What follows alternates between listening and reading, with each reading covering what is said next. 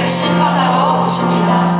나는 성령을 믿으며 거룩한 공교회와 성도의 교제와 죄를 용서받는 것과 몸의 부활과 영생을 믿습니다. 아멘. 우리 주님만을 찬양하며 나아갑시다. 찬양받기 합당하신 주님 앞에 우리 모든 영광을 올려드리십시다. 아멘. 주님의 크신 사랑 찬양해 나의 힘과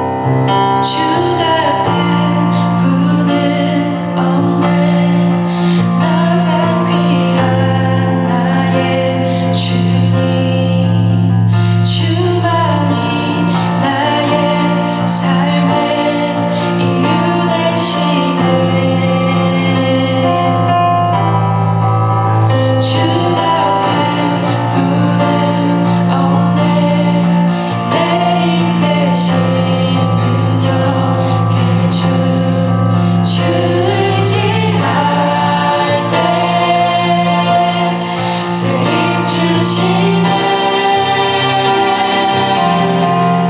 주님 필요해요 영원한 내 소망 주 나의 모든 것 생명 되시네 주님만 높이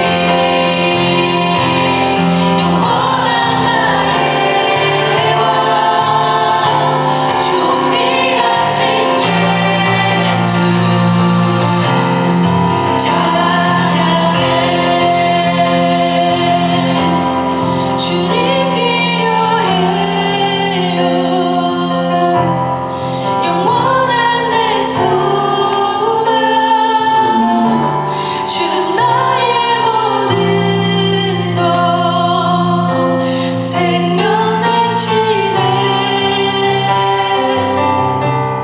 주님만 높이리 영원한 나의 왕 존귀하신 예수 찬양해 주님 필요해요 주님 필요해요 영원한 내 소망 주 나의 모든 것 생명 되시네 주님만 높이리 영원한 나의 왕 존귀하신 예수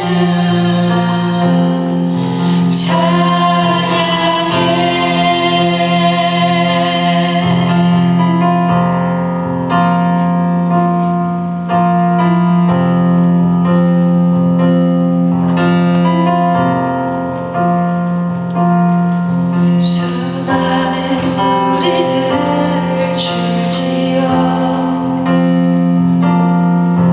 그분을 보고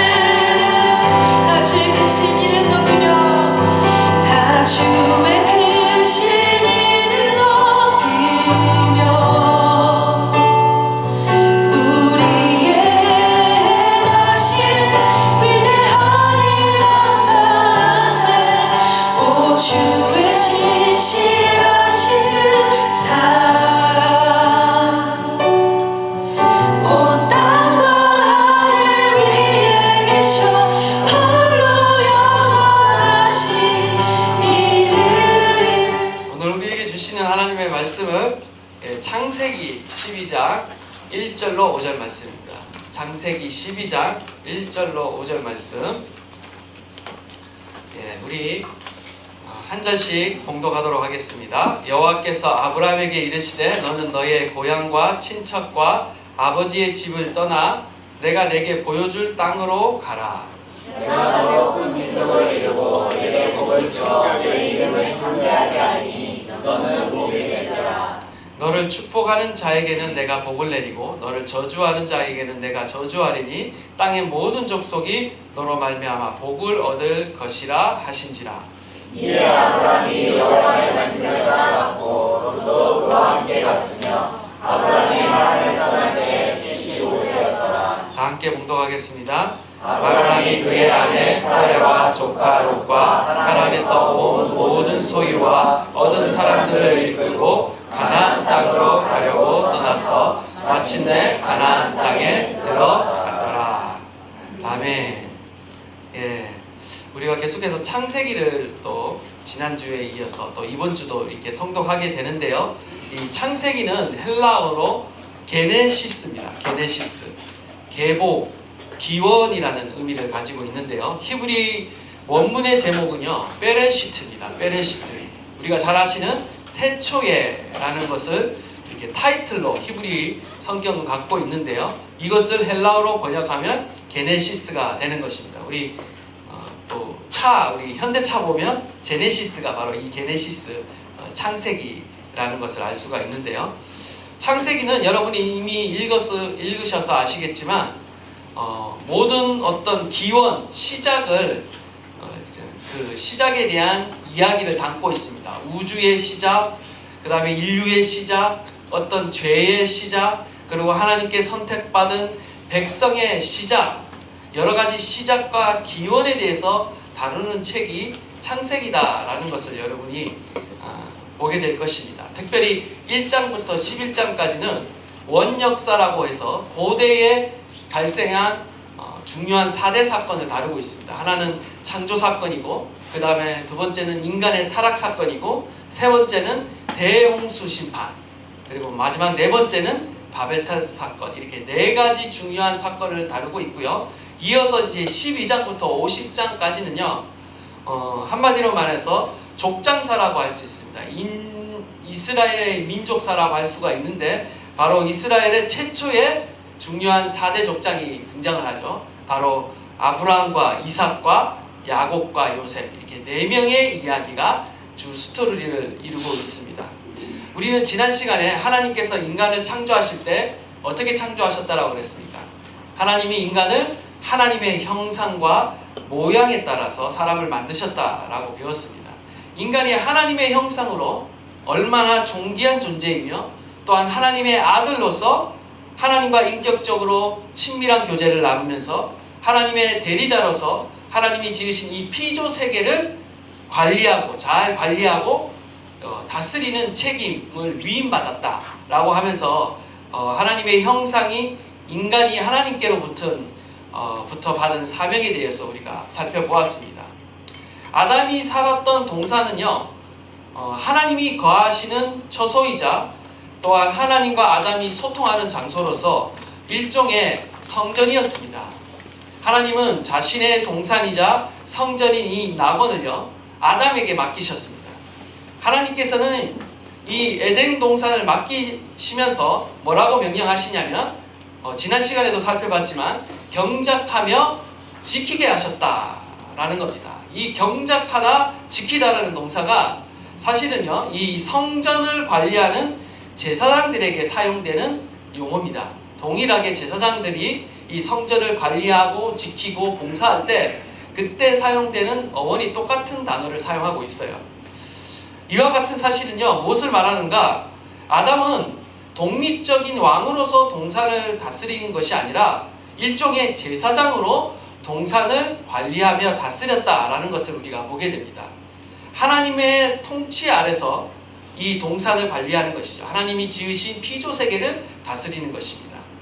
이 같은 사실은 선악을 알게 하는 나무를 통해서 또 잘 드러납니다. 하나님께서 아담에게 이 동산을 다스리게 하시면서 무엇을 주십니까? 동산에 있는 각종 나무의 열매들을 마음껏 마음대로 임의대로 먹으라고 이렇게 허락해 주시죠. 그러면서 유일하게 하나의 금지 명령을 내리시는데 바로 동산 가운데 있는 선악을 알게 하는 나무를 절대 그 열매를 절대 먹지 말라. 우리가 일명 말하는 선악과는 절대로 먹지 말라라는 금지 명령을 내리십니다. 하나님의 형상인 인간에게 자유의지를 주시고 무한한 자유를 주셨는데 유일하게 금지 명령인 선악과를 먹지 말라는 명령은요, 바로 무엇을 의미하는가? 바로 인간은 하나님의 대리자로서 이 땅을 자유의지를 가지고 정말 마음대로 다스릴 수 있지만 궁극적으로 우리의 인간의 위치는 하나님의 피조물로서 하나님의 통치 아래 있다. 하나님의 명령 아래 있다. 우리는 하나님의 말씀에 따라 이 땅을 다스려야 한다는 것을 이렇게 보여주는 것이 바로 이 선악과 나무라는 것입니다. 우리는 여기서 하나님의 나라의 개념이 등장하게 됩니다. 하나님의 형상으로 지어진 하나님의 백성이 있고요. 하나님의 거룩한 장소인 이 동산과 성전인 낙원이 있고요. 또한 하나님의 대리자이자 하나님의 아들인 바로 이 아담이 있습니다. 하나님의 백성이 하나님의 처소에 거하면서 하나님을 대리하는 자에 의해 하나님의 통치를 받습니다.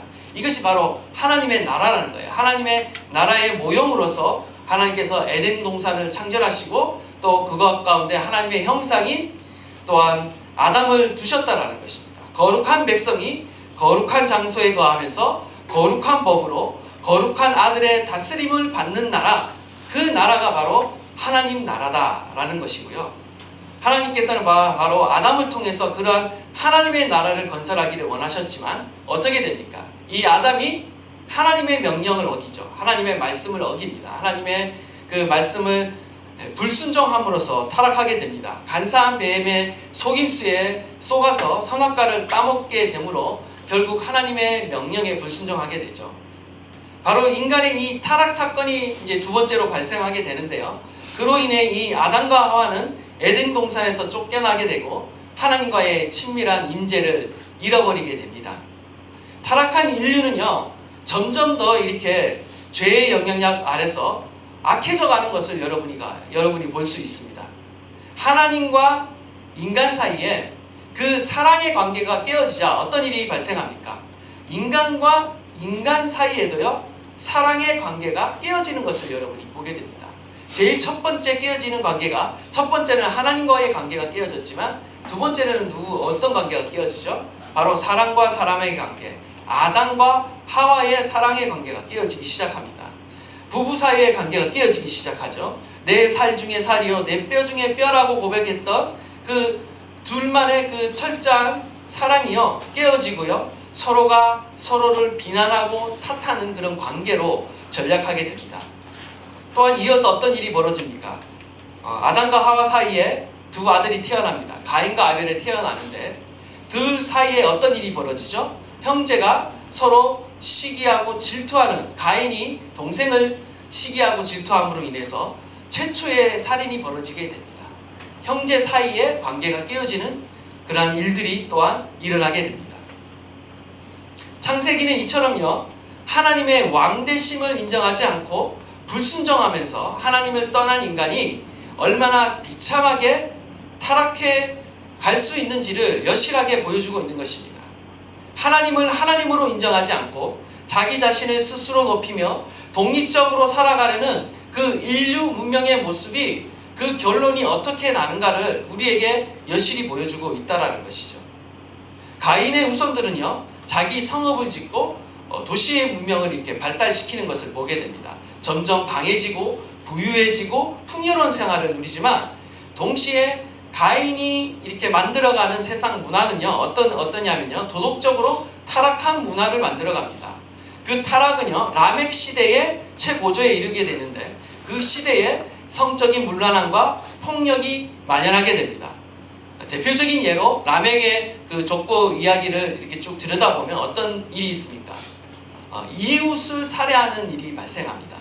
드디어 형제를 벗어나서 다른 이웃을 살해하는 일로 그 죄악이 점점점 급속도로 이렇게 커져가고 있고 번져가고 있는 것을 우리가 보게 되는 것이죠. 급기야는 노아 시대 가운데 어떻게 됩니까? 노아 시대 가운데 사람의 죄악이 온 땅에 가득하게 되었다, 만연하게 되었다라고 말합니다. 어려서부터 사람들의 생각이 악하고 그 모든 계획이 악했다라고 이렇게 하나님께서 평가하시면서 결국 이 노아 시대 가운데 하나님의 대심판이 임하게 됩니다. 홍수의 심판이 임하게 된다는 거죠. 노아와 그의 가족만이 하나님의 은혜로 구원받는 사건이 일어나게 됩니다. 다시 인류가요, 노아의 가족으로부터 다시 새롭게 출발해서 이제 또 다시 번성하고 퍼져나가기 시작합니다. 그런데 어떻습니까? 여전히 죄의 영향력이 끊어지는 것이 아니라 또 다시 이렇게 번성해 나가는 인류 가운데 또 죄악이 번지기 시작하죠. 번성하기 시작합니다. 결국 인류가 또 타락하기 시작하는데 그 결과가 무엇이냐? 바벨탑을 이렇게 쌓기 시작했다라는 것입니다. 바벨탑은요, 평범한 탑이 아니었습니다. 고대 근동에서 신들이 거하는 곳은요, 산이었어요. 신들을 만나고 싶으면 어디로 가느냐? 바로 산으로 올라갔다라는 거죠. 그런데 바벨론은 어떻습니까? 그 바벨론의 그 지역은요, 평지였습니다. 산이 없으면 어떻게 하는가? 바로 하나님께 올라가기 위해 산을 만든다라는 거예요. 그것이 바로 우리가 잘 알고 있는 바로 피라미드와 같은, 지구라트와 같은 탑을 쌓는다라는 거예요. 인류는 탑을 쌓는 문화를 만들었어요. 하나님께 스스로 올라가고자, 그리고 자신들의 이름을 높이 내고 스스로 높아지고자 이 탑을 쌓았다라는 거예요. 그런 문명을 쌓았다라는 거죠. 우상 숭배의 문명을 쌓았다라는 것입니다. 결국 하나님께서 이 바벨탑도 심판을 하십니다. 인간의 언어들을 혼란케 하시고 흩으셔서 결국으로 열방의 민족들이 이렇게 분화하게 되는 것을 우리가 11장까지 이 내용을 이렇게 보게 됩니다. 그리고 이어서 오늘 본문의 이 12장에 들어서서는요, 이제 아브라함의 이야기, 족장의 이야기가 시작이 되는 거예요. 하나님께서 이 타락한 세상에서 다시 아브라함 한 사람을 씨앗으로 불러냅니다. 그리고 그를 통해서 다시 새롭게 하나님의 형상을 닮은 하나님의 백성을 새롭게 만들어가는 거예요. 새롭게 창조하기 시작하시는 것입니다. 오늘 우리가 읽은 본문은 아브라함이 하나님께 소명을 받고 가나안 땅으로 이주한 사건을 기록하고 있습니다. 오늘 이러한 배경 가운데 오늘 본문이 우리 가운데 주시는 우리가 교훈을 우리가 배우고자 합니다. 먼저 보시면 하나님은 말씀으로 우리를 부르신다라는 사실입니다. 태초에 하나님이 천지를 창조하셨을 말씀으로 천지를 창조하셨듯이 하나님께서 다시 새로운 하나님의 백성을 만들어내실 때 어떻게 만들어내시는가? 바로 하나님의 말씀으로 아브라함을 불러내셔서 하나님의 나라를 만들어 가시는 것을 보게 되는 거죠. 여호와께서 아브라함에게 이르시되, 히브리어는 와요메르라는 말을 사용하는데요, 직역하면 그러자 그분이 말씀하셨다라고 이렇게 시작하고 있습니다. 하나님이 말씀하셨다라고 이 아브라함의 이야기를 시작하고 있는 것입니다. 주목해야 될 사실은요, 아브라함이 먼저 하나님을 찾은 것이 아니에요. 하나님이 먼저 아브라함을 부르셨다라는 것입니다. 그 옛날 아담이 죄를 짓고 두려워서 숨었을 때도요, 하나님이 먼저 찾아오셔서 아담에게 구원의 손길을 내미십니다.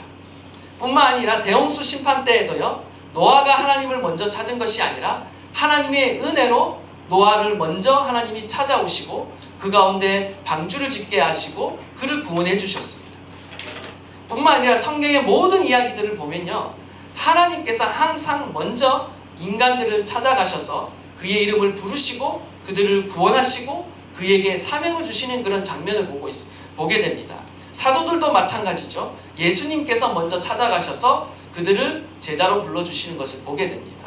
구원의 역사는요, 항상 하나님이 먼저 우리를 찾아오셔서 우리를 부르심으로 시작한다라는 거예요. 저와 여러분도 마찬가지예요. 우리가 먼저 하나님을 찾고 마치 우리가 먼저 무언가를 잘나서 하나님을 알게 된 것 같지만 사실은요, 하나님이 우리를 불러주셨기 때문에 우리가, 저와 여러분이 이 자리에 있는 겁니다. 그래서 우리가 하나님을 알게 되었고 믿게 되었다. 하나님의 전적인 은혜이자 하나님의 전적인 주권이라는 거예요. 우리는 하나님의 이 주권과 은혜를 인정해야 합니다. 여러분은 이 하나님의 주권과 은혜를 인정하십니까? 나를 사랑하셔서 나를 불러주셨다. 그래서 내가 지금 이 자리에서 하나님을 믿게 되고 구원받게 되었다라는 것입니다. 여러분이, 저와 여러분이 이 자리에 있는 것은 결코 우연이 아니에요. 하나님의 선택이 있었고 하나님의 은혜가 있었고 하나님의 콜링, 부르심이 있었기 때문에 저와 여러분이 이 자리에 있는 줄 믿습니다. 하나님께서는요, 오늘날에도 우리를 여전히 찾아오시고 말씀하시는 하나님이십니다. 원하기는요, 오늘날에도 우리가 말씀하시는 그 하나님의 음성을 들어야 우리는 살아갈 수 있다라는 겁니다. 하나님께서는요, 오늘날 첫 번째 부르심이 구원을 위한 부르심이라면, 두 번째 부르심은요, 저와 여러분을 하나님의 말씀으로 하나님의 사명 가운데 부르신다라는 사실입니다. 아브라함은요, 하나님의 음성을 듣고 하나님의 사명을 받고 하나님의 나라의 백성의 삶을 시작하게 됩니다.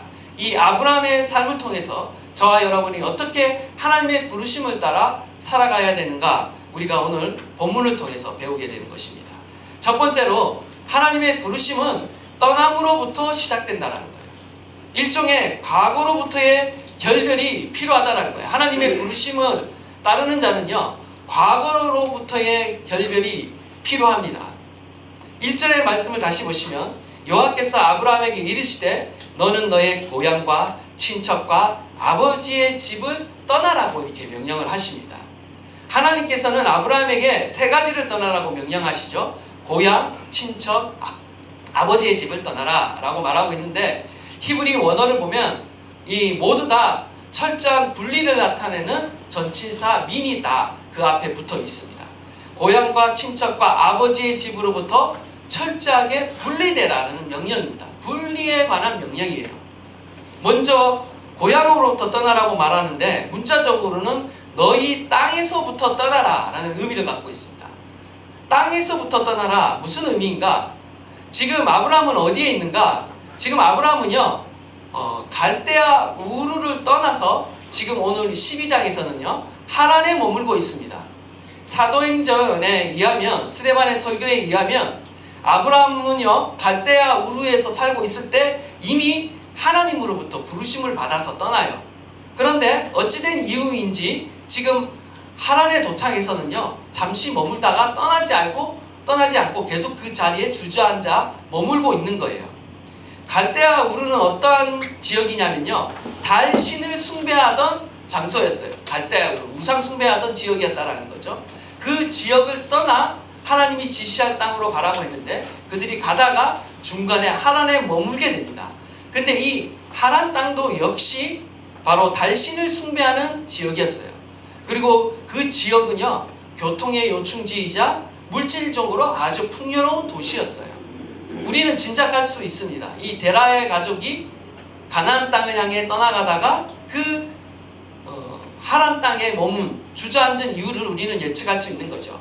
아무래도 먼 길을 가다가 이 풍요롭고 이 안정된 도시를 만나자 아마 잠시 머물려고 했던 그것이 결국은 안주하면서 거기 가운데 살게 되었던 것 같습니다. 하나님은 어쨌든 창세기 12장에 다시 재차 아브라함에게 고향과 친척과 아버지의 집을 떠나라고 이렇게 명령하고 계세요. 두 번째로는 친척을 떠나라고 말하고 있는데, 그 당시 하란에는요 아브라함의 형제인 나홀의 가족들이 살았습니다. 11장에서는 이 나홀이 등장하지 않습니다. 그러나 하나님이 이 떠나라 했을 때, 아브라함이 아버지 데라와 함께 이 우르를 떠났을 때는 이 나홀의 이름이 언급되고 있지 않지만, 아마도 이 나홀의 가족은 데라 일행이 갈대아 우르를 떠나 하란에 도착한 이후에 나중에 떠나서 이 하란에서 살게 된 것 같아요. 나중에 이야기들을 이렇게 여러분이 보시면, 이삭이 아내를 구하기 위해서 어디로 가죠? 그 종을 하란으로 보냅니다. 그때 그곳 가운데 누가 살고 있냐면 바로 나홀과 밀가의 소생인 리브가가 살고 있어요. 그러니까 이 하란 땅이 누구예요? 바로 이 아브라함의 친족들이 살고 있는 지역이었어요. 여기서 정착하게 되죠, 친족들은. 그러나 아브라함은 여기서 머무르지 않고 또 한 번 떠나서 하나님이 부르시는 그 부름의 자리로 나아가고 있다는 것을 우리가 보게 됩니다. 그 당시 고대 사회에서 친척을 떠난다는 것은 굉장히 위험한 일입니다. 하나님의 명령에 따라 친척과 아버지 집이라는 이 혈연 공동체를 떠난다는 것은요, 결국 그가 의지하였던 어떤 경제적인 기반, 그리고 안정된 기반, 혈연 관계와 어떤 자신이 의지했던 그 문화와 종교를 다 떠나라는 명령이었다라는 거예요. 하나님의 말씀으로 하나님이 저와 여러분을 부르실 때는 이와 유사한 일들이 일어납니다. 항상 우리로 하여금요, 과거의 자리로부터 결별하라는, 이별하라는 요구를 우리 가운데 요청하신다라는 거예요. 과거의 모든 죄된 자리로부터 떠나게 하신다라는 겁니다. 하나님의 부르심은 거룩한 백성으로의 부르심이에요. 과거에 우상 숭배하던 땅을 떠나라는 것은 바로 그 과거의 모든 관습과 모든 죄악으로부터 떠나라는 명령이라는 것이죠. 죄의 영향력으로부터 떠나라는 명령이라는 것입니다. 히브리서 12장 1절에 이러므로 우리에게 구름같이 둘러싼 허다한 증인들이 있으니 모든 무거운 것과 얽매이기 쉬운 죄를 벗어버리고, 우리가 예수 그리스도를 믿으면요, 믿는 그 순간부터 우리는 어떻게 되느냐, 하나님의 백성으로서요, 우리의 모든 무겁고 얽매이기 쉬운 죄를 벗어버려야 한다라는 것입니다. 믿음의 사람들은요, 항상 벗어버리는 훈련, 떠나는 훈련을 잘 해야 합니다. 하나님의 부르심을 따라 살아가는 사람은요, 하나님을 따라가기 위해, 믿음의 생활을 하기 위해 방해가 되는 것은 다 벗어버려야 한다라는 거예요. 옛 자아의 습관도 벗어버려야 되고요, 과거에 좋아했던 것이라 할지라도 굳어진 정말 잘못된 습관과 고정관념과 또한 형식적인 종교생활도 우리는 벗어버려야 합니다. 무엇보다도 과거에 안주하던 삶의 방식을 우리는 또한 떠나야 하는 거예요. 안주하는 삶을 떠나지 않고서는요, 결코 우리의 믿음의 신앙이요, 성장할 수 없습니다. 우리는 안주하기 시작할 때부터 어떻게 되느냐, 우리의 신앙은 타락하기 시작한다는 거예요. 이스라엘 백성들이 그러한 것을 여실히 역사 가운데 보여줬습니다. 우리는요, 안주해서는 안 됩니다. 우리의 마음과 우리의 영은 날마다 새로워져야 돼요. 믿음으로 새로워져야 되고요, 말씀으로 새로워져야 한다는 것이죠. 그러기 위해서는 우리가 항상 과거로부터 떠나는 훈련을 우리 가운데 해야 한다는 것입니다. 하나님의 백성은 누구나 이와 동일한 명령을 받은 자들입니다. 우리의 고향은요, 이 땅이 아닙니다. 이 세상 문명이 아닙니다. 우리의 최종 정착지는 세상 나라가 아닙니다. 우리가 속할 땅은요, 우리가 분명히 잘 알고 있습니다. 바로 하나님의 나라인 것입니다.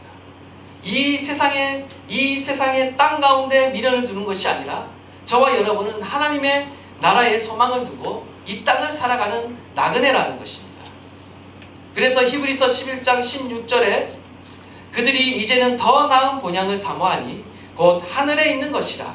이러므로 하나님이 그들의 하나님이라 일컬음을 받으심을 부끄러워하지 아니하시고 그들을 위하여 한 성을 예비하셨느니라 라고 이렇게 말씀하고 있는 것입니다. 원하기는 저와 여러분이요, 이 땅에서의 그 만족과 이 땅에서의 어떤 편안함을 추구하는 사람들이 아니라 하나님의 나라의 영광을 추구하며 날마다 하나님의 임재를 따라 살아가는 저와 여러분 되시기를 간절히 축원합니다. 아직도 우리에게는 벗어버려야 될 무거운 많은 짐들이 있습니다. 버려야 할 짐들이 있습니다. 떠나보내야 할 것들이 있습니다. 아직도 우리의 삶을 무겁게 하고 하나님 앞에 나아가지 못하게 만드는 옛 과거의 모습들이 있다라면 그것이 무엇이든 간에 우리가 그 안주하는 자리에서 떠나고 죄된 자리에서 떠나서 하나님께 더욱 가까이 나아가는 저와 여러분 되시기를 간절히 축원합니다. 두 번째로는요, 하나님 부르심에는 믿음과 순종이 요구된다라는 것입니다. 믿음과 순종이 요구된다라는 거예요. 하나님의 부르심이 떠남으로 시작된다라고 했는데 이 고향과 친척과 아버지의 집을 떠나는 것 자체가요, 엄청난 모험과 희생이 필요했습니다. 그렇기 때문에 이 떠나는 것부터가 믿음이 필요한 일이에요. 그런데 떠났지만 더 중요한 것은 뭡니까? 목적지가 어디인가 하는 것이죠. 목적지가 내가 내게 보여줄 땅이라고 말합니다. 내가 너로 보게 할 땅이라는 의미인데 무슨 말이에요? 지금 아브라함에게 떠날 것을 명령하셨지만 실상 그가 가야 할 곳은 구체적으로 알려주지 않았습니다.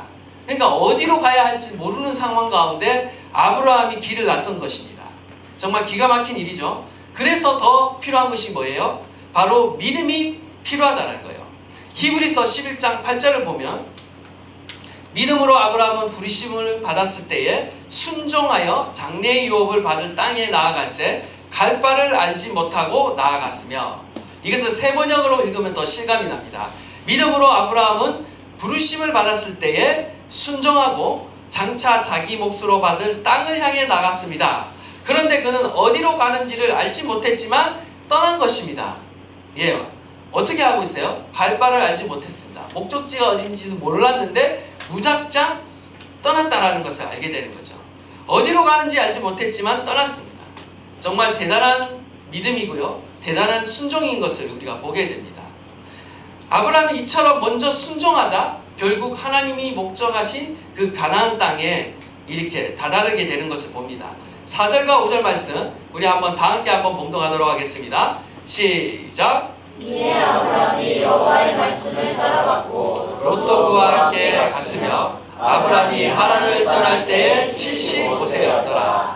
아브라함이 그의 아내 사레와 조카 롯과 하란에서 모은 모든 소유와 얻은 사람들을 이끌고 가나안 땅으로 가려고 떠나서 마침내 가나안 땅에 들어갔더라. 아멘. 여기 보시면 아브라함이 여호와의 말씀을 따라갔다라는 거예요. 어디로 가야 할지 모르는 그 상황 가운데 무엇을 따라갔냐? 하나님의 약속하신 하나님의 말씀을 따라갔다라는 거예요. 히브리 원어를 보면요, 레크라는 단어를 사용합니다. 걸어갔다라는 표현을 사용해요. 하나님의 말씀을 따라 걸어갔다. 그리고 걸어간 결과 어떻게 됐다? 하나님이 말씀하신 가나안 땅에 도착하게 되었다라는 거예요. 한마디로 아브라함의 인생은 하나님의 말씀과 함께 걸어가는 삶입니다. 동행하는 삶이라는 거예요. 하나님은 아브라함을 하나님의 말씀과 함께 동행하는 사람으로 초청하고 계신 거예요. 저와 여러분이 하나님의 부르심을 받고 구원을 받았다는 것은요, 우리 이후의 삶이 어떤 삶인지를 보여줍니다. 그것은 바로 하나님의 말씀의 인도함을 따라 살아가는, 하나님의 말씀에 따라 걸어가는, 하나님의 말씀과 동행하는 삶으로 하나님께서 저와 여러분을 초청하고 부르신다는 것입니다. 아브라함은 어떤 의심이나 질문이나 어떤 거리끼는 행동이 없이 즉각적으로 순종하는 모습을 보게 됩니다. 정말 여기서 진짜 아브라함의 믿음이 빛을 발하는 것 같아요. 저와 여러분이라면 어떻게 하겠습니까? 정말 아무것도 보이지 않는 상황 가운데 하나님의 말씀에 순종하면서 살아간다는 것은 결코 쉽지 않은 상황입니다. 눈에 보이는 증거가 없는데 주님의 말씀만을 붙들고 믿음으로 나간다는 것은요, 정말 대단한 용기가 필요하고 모험이 필요한 거예요. 그런데 하나님은 이 아브라함을 부르셨을 때 아브라함은 하나님의 말씀 가운데 이처럼 반응했다라는 것이죠. 제가 일전에 이용규 선교사님의 이 떠남이란 책을 읽은 적이 있습니다. 그 책을 보면 플로그에 길 떠나는 사람들을 위하여라는 이런 말로 플로그를 시작하고 있는데요. 그 글이 너무나 마음에 와닿았습니다. 제가 예전에 부산에서 이렇게 전임 사역을 하다가 제주도로 이렇게 내려갈 때가 있었습니다. 담임 목사님이 그때 선물로 주신 책이 떠남이란 책을 이렇게 선물로 주셨어요. 그 책을 갖고 있다가 안 읽다가 제가 이제 이 팔로잉 교회를 개척할 때 그 책을 다시 주섬주섬 다시 이렇게 읽게 되었습니다. 읽으면서 이 책이 이렇게 좋은 책이었나 이게 다시 한번 발견하게 됐어요. 그 이용규 선교사님이 늘 하나님의 음성을 들으면서 이렇게 하나님과 동행하려는 삶을 이렇게 열심히 살아가려고 이렇게 노력을 하셨는데요. 거기에 보면요, 그 책을 쓸 때 벌써 이 이용규 선교사님은 10번째 이사를 했고 그 인도네시아 언어 과정을 밟고 있는 상황이었습니다. 10번째 언어 과정이었는데 그 전에는 이분이 바로 하버드 대학을 나오고 교수로 임용된 상황 가운데 하나님의 음성을 듣고 그 하버드 교수의 자리를 내려놓고 어디로 가냐면 선교사로 떠납니다. 그래서 몽골에서 사역을 하시고 또 하나님의 부르심을 따라 또 한 번 이동해서 인도네시아에서 또 선교사로 또 사역을 하게 돼요. 또 몽골에서 또 이렇게 기반을 다지시고 어떤 위치에 올라갔는데 또 하나님이 가라고 명령하셔서 그 모든 것을, 그런 모든 기득권을 내려놓고 또 인도네시아로 가서 이렇게 사역을 하시게 되는데요. 어떤 고백을 하냐면요, 새로운 언어를 배울 때마다 어린아이가 되어야 한다라고 이렇게 말하고 있어요. 자신이 가진 생각을 다 표현할 수 없고 자신이 알고 있는 단어에 맞춰 표현해야 한다. 표현에 있어서 어린아이가 된다라고 이렇게 이야기하고 있습니다. 하나님께서 어린아이처럼 만들기 위해서 하나님께서 자신에게 이런 환경을 조성하셨다라고 이렇게 표현하고 있는데요. 나이든 아브라함이 이 고향과 친척과 아버지의 집을 떠나게 하신 것은 의도적으로 하나님께서 낯선 땅으로 가게 하셨다라는 거예요. 마치 나이든 아브라함을요, 영적인 어린아이로 만드시기 위해서 하나님께서 그렇게 만드셨다라는 거예요. 모든 것이 새롭고 모든 것을 새롭게 배우고 모든 것이 하나님을 의지하지 않으면 안 되도록 어린아이와 같이 만드셨다라는 거예요.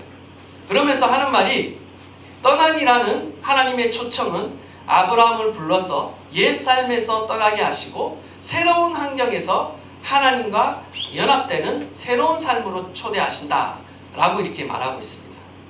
많은 사람들이 행복을 추구하면서 살아갑니다. 어쩌면 우리가 예수 그리스도를 믿는 이유 중 하나도 행복을 위해서 우리가 예수님을 믿기도 합니다. 그러나 중요한 것은요, 예수님을 믿기 때문에 우리가 행복해질 수 있어요. 그러나 행복 그 자체가 목표가 되면요, 예수님을 잃어버릴 수 있다는 사실을 우리는 기억해야 합니다. 행복해지는 것보다 훨씬 더 가치 있고 중요한 것은요, 우리가 예수님을 믿고 그 예수님을 따라 살아가야 한다는 거예요. 예수님과 연합해서 동행하며 살아가야 한다는 것이죠. 하나님께서는 그 삶으로 저와 여러분을 초청하고 있다는 것입니다. 하나님과의 동행하는 삶이 더 중요하다는 거예요. 그것이 더 가치 있다는 것입니다. 한 번은 이용규 선교사님이 미국의 어떤 보스턴 지역에 있는 포스타에서 말씀을 전할 때 한국에서 오신 한 목사님이 질문을 했답니다. 뭐라고 질문했냐면, 선교사님이야 뭐 이렇게 외부 사역도 있고 열매가 있으니까 어떤 만족을 이렇게 느낄 것 같다라는 거예요. 그러나 사모님은 무척 힘드실 것 같다라고 이렇게 이야기했어요. 그러자 이 선교사님이 그 선교사님의 그 아내 되시는 분의 말을 인용해서 답변을 했습니다. 아내가 어느 날 이렇게 이야기하는 거죠. 여보, 내가 미국에서는 살 만큼 살아봤고 한국에서도 살았었고 몽골에서도 살아봤는데 결국 사는 것은 어디서나 다 거기서 거기다라는 거예요. 그것을 깨달았다는 거예요. 정말 나를 행복하게 해주는 것은 바로 하나님이 부르시는 그곳 가운데 내가 함께 있는 것이다 라고 이렇게 아내가 고백을 했다라는 거죠. 이영규 선교사님이 계속해서 하나님의 말씀에 반응하면서 이렇게 순종하면서 나갈 수 있었던 이유가 바로 여기에 있는 것입니다. 하나님의 말씀에 순종해서 나갔을 때 그가 경험했던 그 하나님의 놀라운 일들, 하나님의 그 선하심에 대한 경험 때문에 이 이용기 선교사님은요, 하나님께 순종하는 일을 멈출 수 없었어요. 순종하며 나갈 때마다 하나님이 행하시는 선한 일들을 맛보았거든요. 그 하나님과 동행하는 그 경험이요, 이영규 선교사님으로 하여금 삶의 이유가 되게 했고 삶의 중요한 또한 목적이 되게 했다라는 것입니다.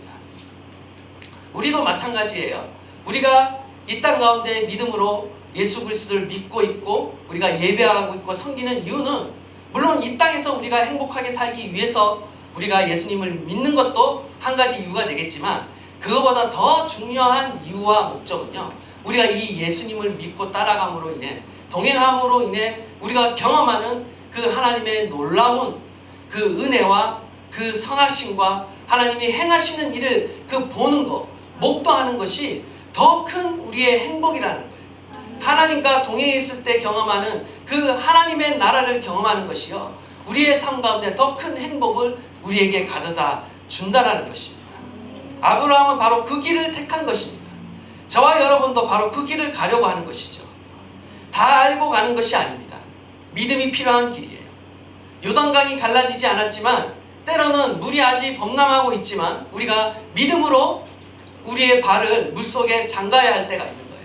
그리할 때 요단강이 끊어지는 기적이 일어나는 겁니다. 우리가 먼저 하나님의 말씀에 순종할 때 하나님의 역사가 우리의 삶 가운데 일어나는 거예요. 여러분이 지금까지 하나님의 말씀을 통독하고 묵상하셨다면 한 번쯤은 이제 그 하나님의 말씀 속에서요, 하나님의 음성을 들으시고요, 그 말씀 가운데 반응해 보십시오. 그 말씀에 순종해 보십시오. 그때 하나님이 어떠한 일을 행하시는가 한번 주님을 기대하며 그 말씀 가운데 순종해 보십시오. 그리할 때 하나님께서는요, 저와 여러분의 삶 안에 하나님의 놀라운 선한 일들을 행하실 줄 믿습니다. 아브라함이 그러한 삶을 평생도록 경험하고 살아가는 것을 우리가 아브라함의 이야기를 통해 보게 되는 것이죠. 우리가 하나님의 역사를 보기 위해서는요, 믿음으로 먼저 순종해야 한다.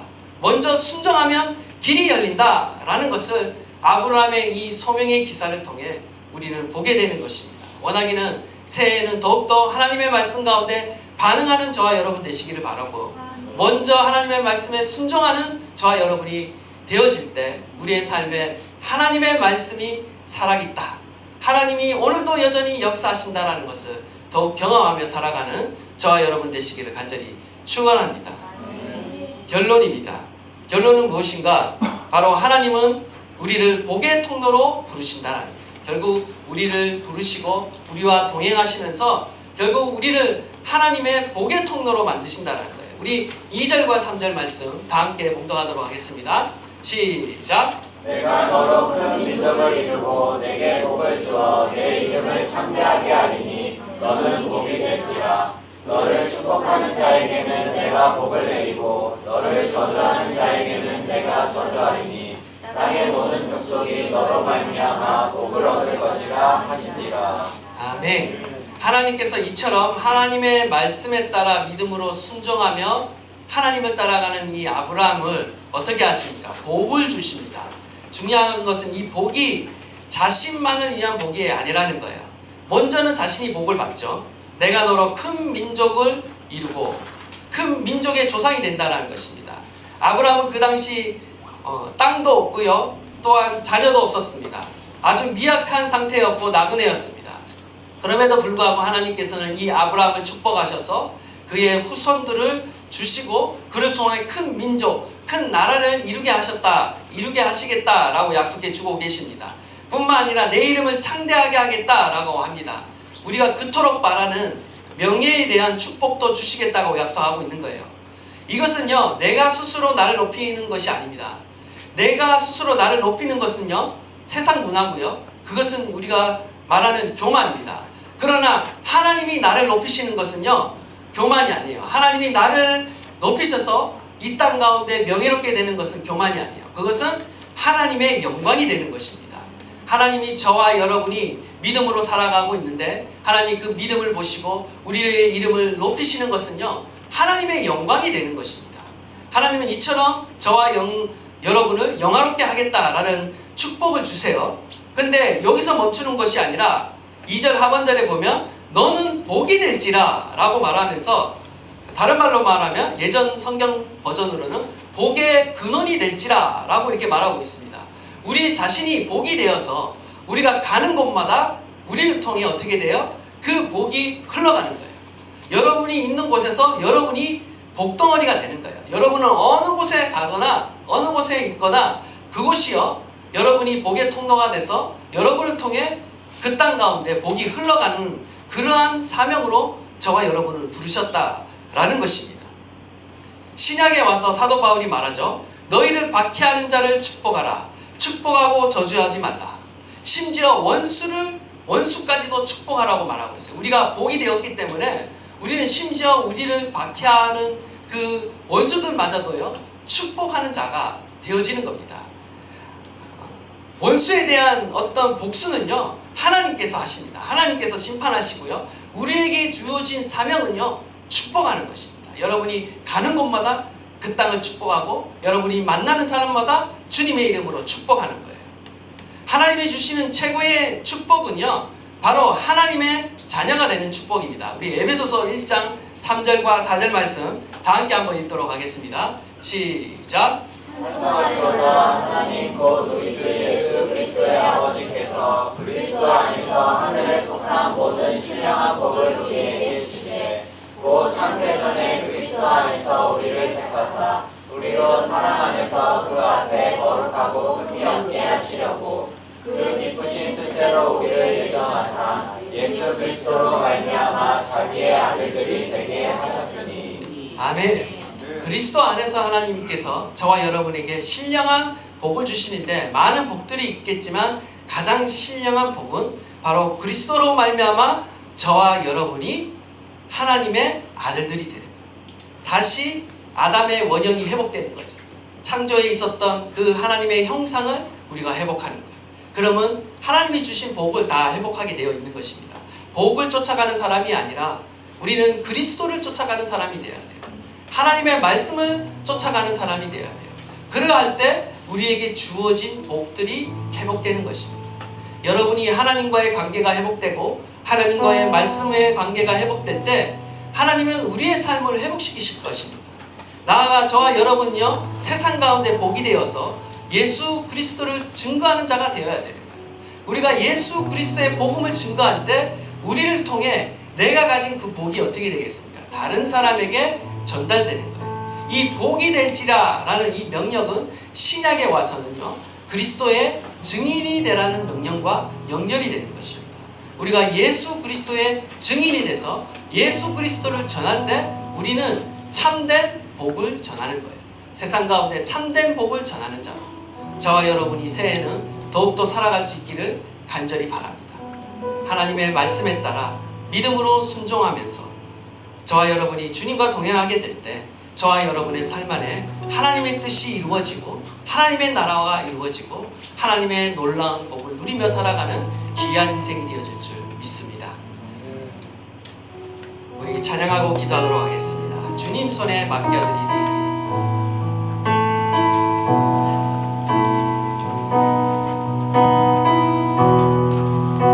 주님 손에 맡겨드리니 나의 삶 주님께. 주님 손이 나의 삶 붙들어